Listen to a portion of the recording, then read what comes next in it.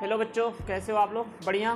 तो आज हम बात करने वाले हैं कि एम्स में एडमिशन के लिए कितने स्कोर पर आपको एम्स कॉलेज मिलने वाला है, ये सारी चीज़ें हम यहाँ पे देखेंगे इस वीडियो में। कम से कम टाइम में मैं आपको सारी जानकारी देने वाला हूँ, ठीक है ना। तो वीडियो को अंत तक बने रहें और वीडियो अच्छी लगे तो वीडियो को लाइक करके, शेयर करके और चैनल पर पहली बार आए हैं सब्सक्राइब जरूर कर लीजिएगा, ठीक है ना।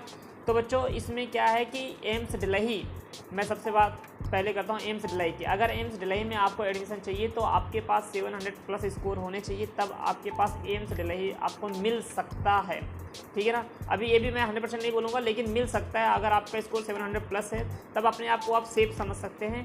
अदरवाइज अगर आपको एम्स डिलही में, नई दिल्ली में नहीं मिलता है, तब आपके पास दूसरा ऑप्शन होता है जिपमर का।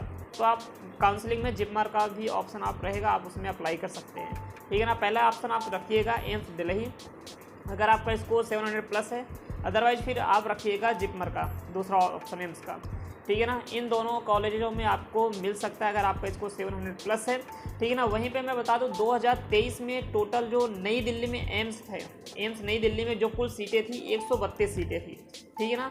जिनमें 3 सीट ओपन PWD के लिए था, वहीं पे 11 जनरल EWS के लिए था और OBC के लिए 32 सीट थी, SC के लिए 18 सीट है, ठीक है ना, और ST के लिए 9 सीट थी, और वहाँ पे SC PWD के लिए और जनरल EWS के लिए एक सीट थी।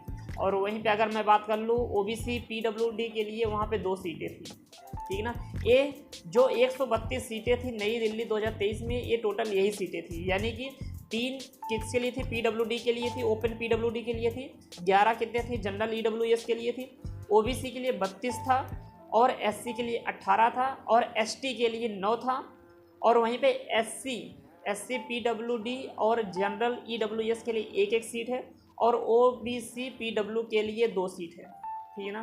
तो ये सारी सीटें रही जो 2023 में थी, वही अभी भी है, ठीक है ना। अगर आपको नई दिल्ली में एडमिशन चाहिए तो यहाँ पे आपको 700 प्लस स्कोर करने होंगे, उसके बाद आपको एम्स दिल्ली कॉलेज मिल सकता है, ठीक है। नहीं तो अगर आपके पास दूसरा ऑप्शन रहेगा, अगर आपको नई दिल्ली का ऑप्शन नहीं मिलता है एम्स का, उसके बाद आप जिपमर में भी अप्लाई आप कर सकते हैं, एडमिशन ले सकते हैं, ठीक है ना।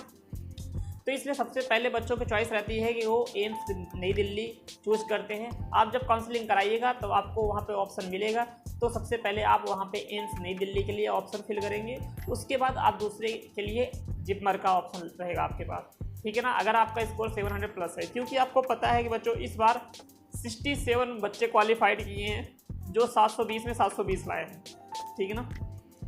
तो बहुत बड़ा ये टारगेट है, बहुत बड़ा अचीवमेंट है। NTA का कहना है कि इस बार हमारे बच्चे बहुत ज़्यादा मेहनत कर लिए हैं, जिसमें वो 720 में 720 लाए हैं। इस बार हमारे भारत का जो पढ़ने वाले बच्चे हैं बहुत ज़्यादा मेहनती हो गए। NTA का कहना यही है, उन्होंने अपनी सफाई में भी यही कहा है कि हमने जो ग्रेस मार्क दिए टाइम लॉस होने की वजह से दिए हैं, इसलिए कुछ उसकी वजह से जो कट ऑफ जा रही है वो हाई जा रही है, ठीक है ना।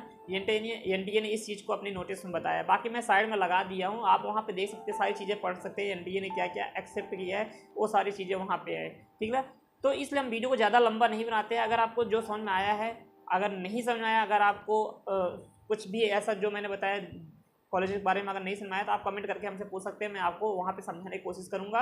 नहीं तो मैं एक दूसरा पर्टिकुलर वीडियो आपके लिए बना दूंगा जो आप देख के वहाँ पे समझ सकते हैं, ठीक है ना। अगर ऐसे ही अपडेट चाहिए आपको एडमिशन से लेके, काउंसलिंग से लेके, तो हमारे चैनल को सब्सक्राइब करके बच्चों रखिएगा, ताकि हम आपको ऐसे अपडेट देते रहें, ठीक है ना। थैंक यू बच्चों।